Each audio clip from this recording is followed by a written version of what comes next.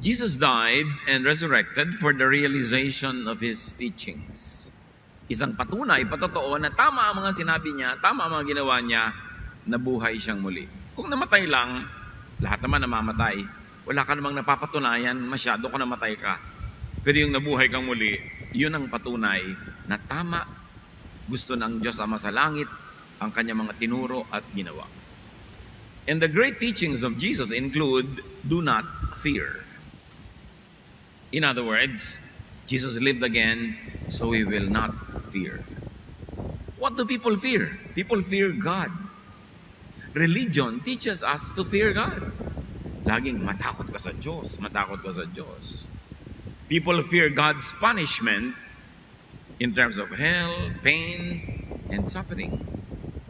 And people fear failure in obeying God. Religious laws and regulations. People fear sin. And because we all sin every day, we live in fear. And if you live in fear, in spite of the resurrection, then you don't understand the resurrection. Yung talab dapat ng resurrection ay hindi natin nakakamtan. Kung patuloy tayong takot sa Diyos, takot sa parusa, takot sa mga pagkukulang natin sa pagsunod, takot sa ating pagiging makasalanan na hindi naman talaga nawawala at nauubos, ang ending, lagi kang takot.